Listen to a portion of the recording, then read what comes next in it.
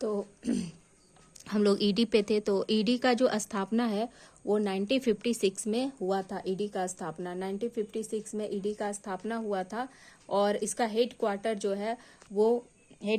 है वो नई दिल्ली में है और इसका नोडल एजेंसी जो है राजस्व विभाग का वित्त मंत्रालय है। ठीक है, तो रेवेन्यू डिपार्टमेंट का जो है वो वित्त मंत्रालय इसका नोडल एजेंसी है और इसका संरचना जो है ये सीधी भर्ती होती है अधिकारियों की। ठीक है, इसका कार्यकाल जो है वो 2 वर्ष है। तो आपसे पीटी में 1 लाइन मतलब 3-4 स्टेटमेंट देकर अगर ईडी से रिलेटेड है तो आप शॉर्ट में जब अपना मतलब ईडी का पूरा नोट्स बनाइएगा तो इस तरह से साइड में लिख लीजिएगा, तो पीटी से रिलेटेड कुछ मतलब शॉर्ट इन्फॉर्मेशन आपका रेडी हो जाएगा।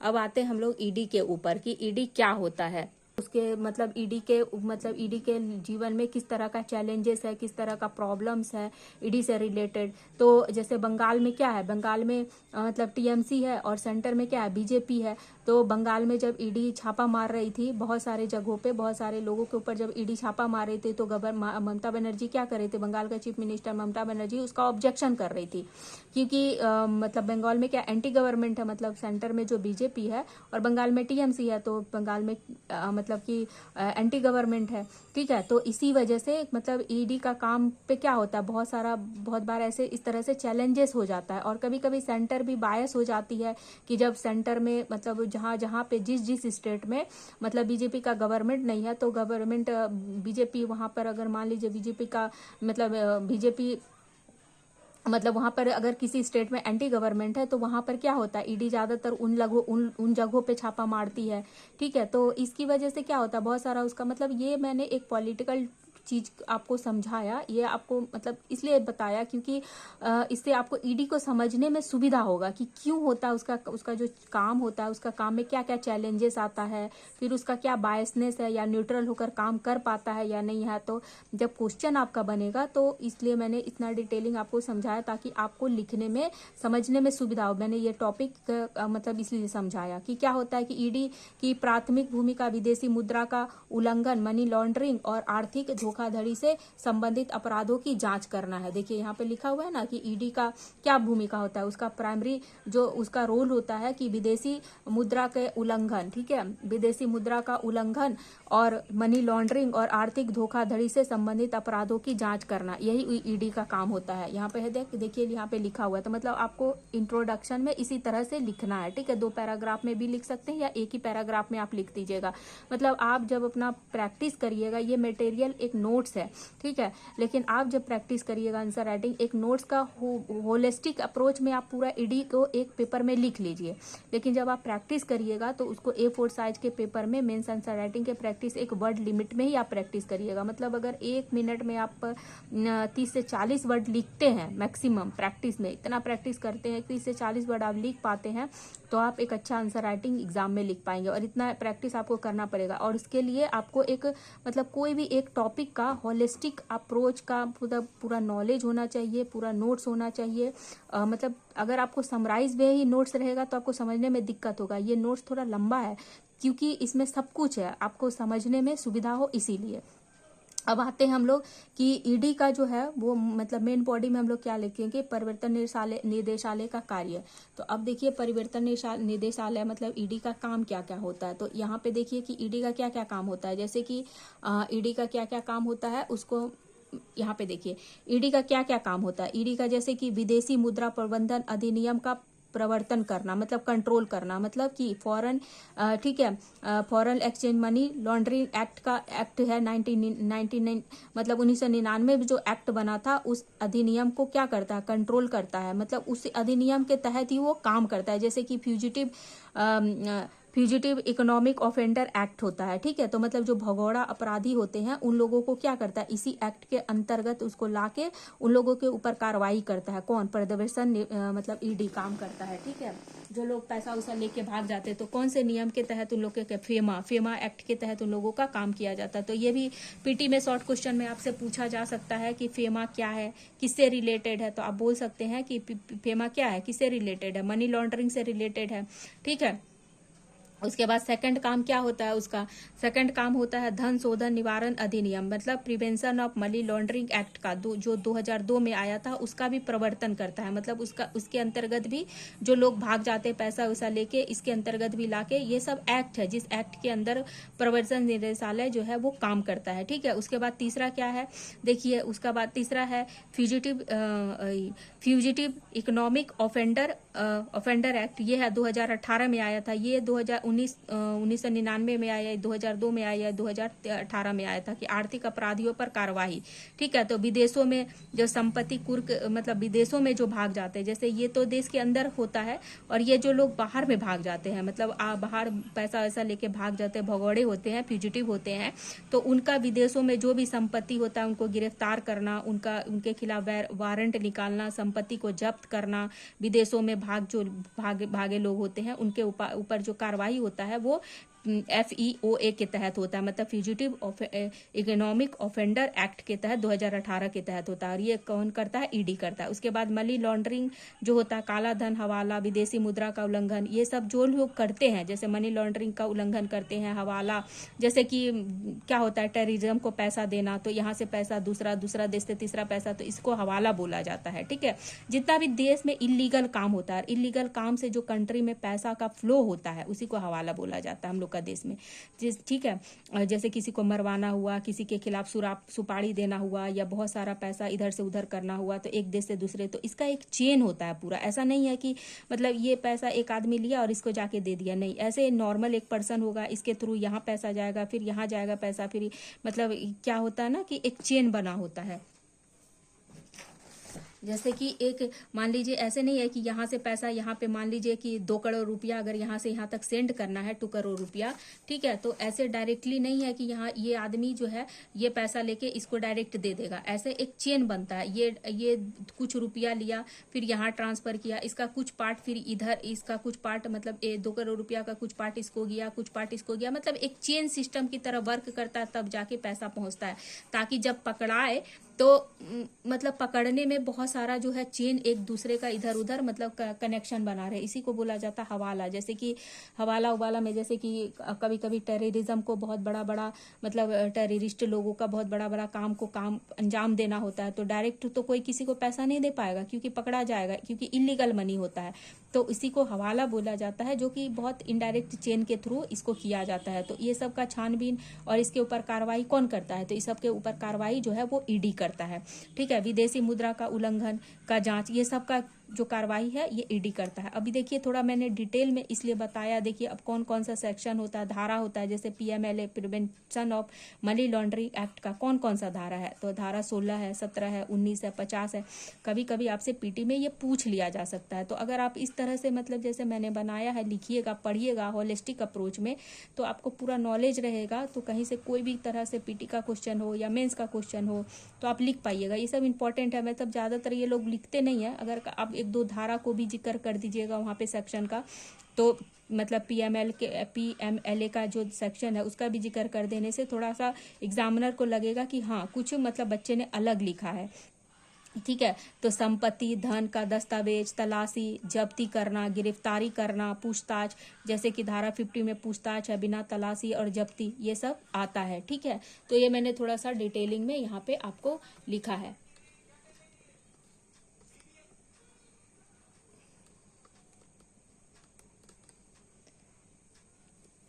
अब देखिए यहाँ पर क्या है, आर्थिक अपराधों से निपटने, ठीक है, और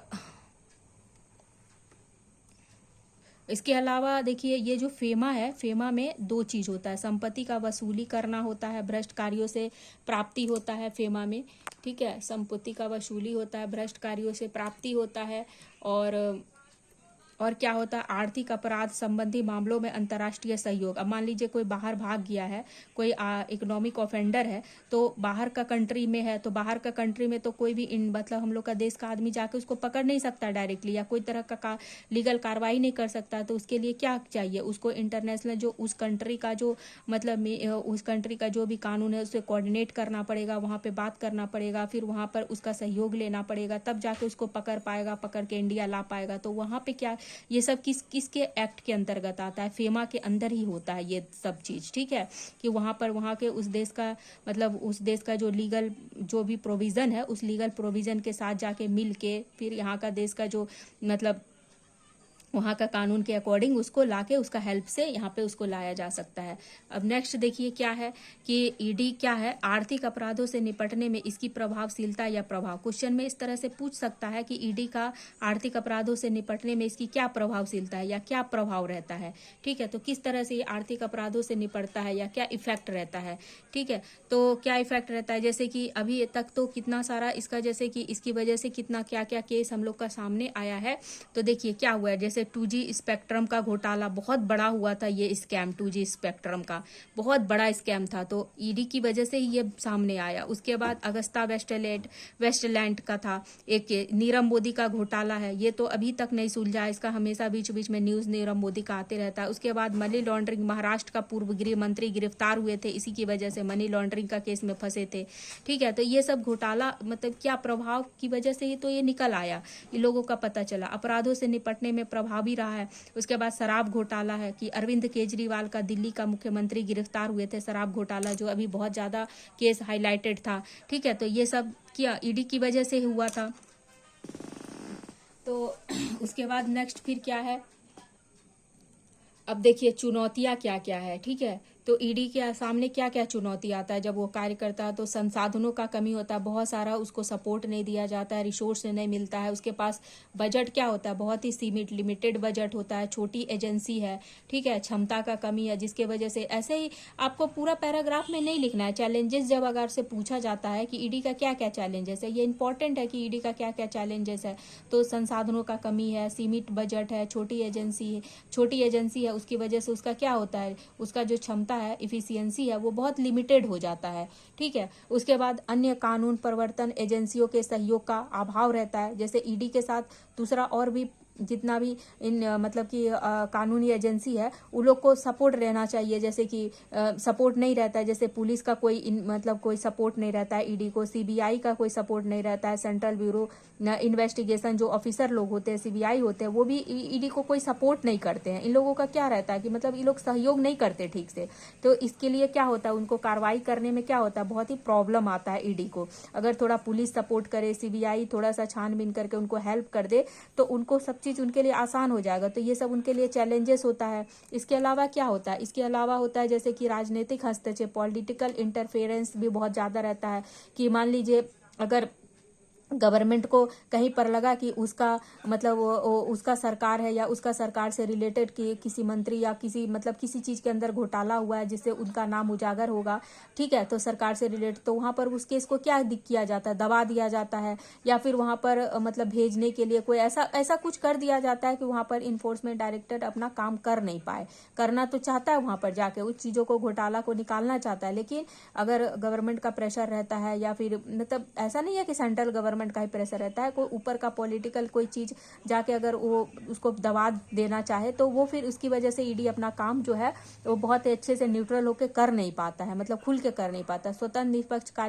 कार्य मुश्किल हो जाता है, उसके लिए क्या होता है, स्वतंत्र निष्पक्ष कार्य करना मुश्किल हो जाता है ईडी का, ठीक है। ये सब तो आप लोग जानते ही होंगे कि कितना सारा पॉलिटिकल मतलब एजेंडा रहता है, मतलब पॉलिटिकल प्रॉब्लम की वजह से जो है वो कोई भी मतलब मशीनरी जो है अपना अच्छा से काम नहीं कर पाती। इसके अलावा क्या होता है, कानूनी कमियां, बाधाएं होती है, जो मैंने आपको बताया ना कि पुलिस, सीबीआई ये लोग हेल्प नहीं करता है। उसके बाद कानून में बहुत सारा मतलब कमी हो जाता है, बहुत सारा कानूनी बाधा, इलीगल मतलब बहुत सारा चीज रिस्ट्रिक्शन डाल देता है, जैसे पीएमएलए का प्रावधान, बहुत सारा PMLA prevention of money laundering act का बहुत सारा ऐसा प्रोविजन है जो कि उसको वो करने नहीं देता है, रोक देता है, बीच में आड़ा अटका देता है, जांच में बाधा दे देता है, ठीक है, कि खुल के वो लोग अच्छे से जांच नहीं कर पाते। इसके अलावा क्या क्या है, जैसे कि इसके अलावा और क्या क्या है, जैसे कि देखिए विदेशी न्यायालय से सहयोग का कमी हो जाता है, जैसे मान लीजिए नीरव मोदी भाग गया या विजय माल्या भाग गया, तो वहां पर विदेशी जो भी न्यायालय है, कोर्ट है, वो लोग उसको क्या करता है, इंडिया का यहाँ पर ईडी को सपोर्ट नहीं करता है,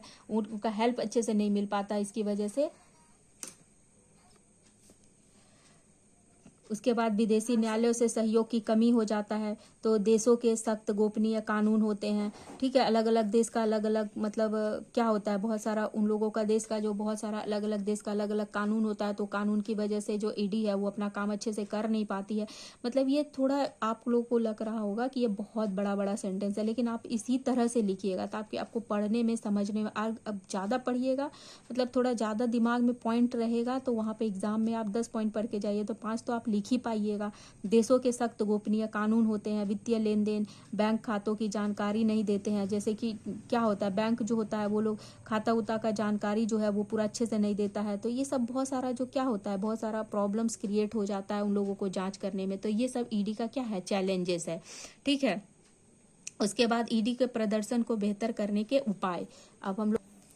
अब यहाँ पे देखिए ईडी के प्रदर्शन को बेहतर करने का क्या क्या उपाय है, मतलब इन्फोर्समेंट डायरेक्टर जो है ये सब जो चैलेंजेस है उसको कैसे दूर किया जा सकता है, कैसा ऐसा क्या हम लोग कर सकते हैं कि ईडी का जो मतलब कि अपना काम बहुत अच्छे से कर पाए, खुल के बहुत अच्छे से, उसको कोई प्रॉब्लम नहीं आए। तो क्या क्या कर सकते हैं, जैसे वित्त पोषण बढ़ाना, जो बजट है बजट को हम लोग बढ़ा सकते हैं। जैसे हम लोग का जो चैलेंजेस होता है उसी को पॉजिटिव वे में हम लोग लिख देंगे कि वे फॉरवर्ड हम लोग कर सकते हैं कि उसको आगे का राह क्या करना चाहिए, उसको क्या हम लोग सुझाव दे सकते हैं। तो वित्त पोषण को बढ़ाना, क्योंकि यहाँ पे हम लोगों ने पहले में लिखा था कि बजट बहुत कम होता है ईडी का। तो एक लिमिटेड बजट में वो कहीं उसको जाना है गाड़ी से या फ्लाइट से या यहाँ वहाँ, तो उतना बजट नहीं है, एक लिमिटेड बजट ही दिया जाता है। तो उतना दौड़ भाग करने, फिर वहाँ पर जाके छानबीन करने, होटल का खर्चा, रुकने का खर्चा, तो ये सब बजट बहुत कम होता है। उतना बजट में तो अब कोई घर से पैसा लगा के तो करेगा नहीं। तो यही है कि वित्त पोषण को बढ़ाना, ठीक है। उसके अलावा क्या है, अन्य कानून प्रवर्तन एजेंसियों के साथ समन्वय, जैसे मैंने अभी बताया कि पुलिस है, सीबीआई है, ये सब क्या करती है, उसको सपोर्ट नहीं करती है, बहुत अच्छे से हेल्प नहीं करती है। तो दूसरा जितना भी कानूनी है जो अन्य एजेंसी है उसका सपोर्ट चाहिए होगा। उसके बाद क्या है कि जांच प्रक्रिया, इसके अलावा क्या है, जांच प्रक्रिया सुव्यवस्थित, प्रशिक्षकों में सुधार। जांच प्रक्रिया भी व्यवस्थित नहीं है, कभी इधर हुआ कभी उधर हुआ। तो ऐसे क्या होता है, कुछ मतलब कि एक मतलब सिस्टमेटिकली चीज नहीं हो पाता है। उसके बाद है प्रशिक्षण में सुधार, ठीक है। प्रशिक्षण में सुधार मतलब बहुत सारे ईडी जो होते हैं कि मतलब कैसे चीज़ों को सुधारा जाए, चीज़ों को ठीक किया जाए, तो उसके ऊपर भी कोई काम नहीं कर रहा है। उसके बाद राजनीतिक हस्तक्षेप से सुरक्षा, कानूनी जटिलताओं को कम करना, ठीक है। राजनीतिक, यहाँ पे हम लोगों ने पढ़ा था ना कि राजनीतिक हस्तक्षेप रहता है। तो राजनीतिक हस्तक्षेप से अगर सुरक्षा मिल जाए, राजनीतिक कोई हस्तक्षेप ही नहीं करे, ये सुरक्षा अगर रहे तो लोग खुल के काम कर पाएंगे। कानूनी जटिलता, जितना भी लीगल है कि अभी मतलब कुछ अगर वो लोग खुल के जाके बैंक खाता करने गए तो ऐसा आ जाता है कानूनी प्रावधान कि आप उसका बैंक खाता का डिटेलिंग नहीं जान सकते हैं, ये रिस्ट्रिक्शन है। तो इस तरह से क्या होता है, कानूनी जटिलता है। तो ये सब क्या करता है, उसको ईडी को खुल के काम करने में बाधा डालता है। तो ये सबको हम लोग को दूर करना पड़ेगा। उसके बाद है विदेशी न्यायालयों से सहयोग बढ़ाना, मतलब जो जो पॉइंट चैलेंजेस में था सेम वही पॉइंट सब हम लोगों को क्या करना है, वे फॉर्मेट में लिखना है, ठीक है। उसके बाद आते हैं हम लोग निष्कर्ष। चुनौतियों के बावजूद ईडी ने भारत में आर्थिक अपराधों से निपटने में महत्वपूर्ण भूमिका निभाई है। कई हाई प्रोफाइल मामलों की जांच कर अपराधियों से काफी राशि बरामद की है।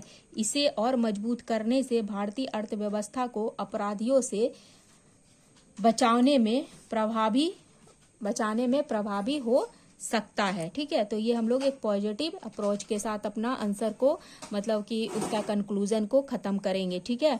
तो यही था और आज का वीडियो। तो आप लोग इसको मतलब 2-3 बार एक बार प्रैक्टिस कर लीजिएगा, ज़्यादा नहीं है। पूरा मेरा जो कुछ मतलब ये है पूरा फॉर्मेशन है वो एक ही मतलब पेज में है। तो ये देखिए एडी जो है ये पूरा मेरा एक पेज में ही कंप्लीट है। आप लोगों को लग रहा होगा कि इतना बड़ा है, लेकिन ये पूरा देखिए एक पेज में ईडी कंप्लीट है। तो देखिए ये यहाँ से स्टार्ट हुआ ईडी और ये पूरा एक ही पेज में ये मेरा कंप्लीट हो गया पूरा।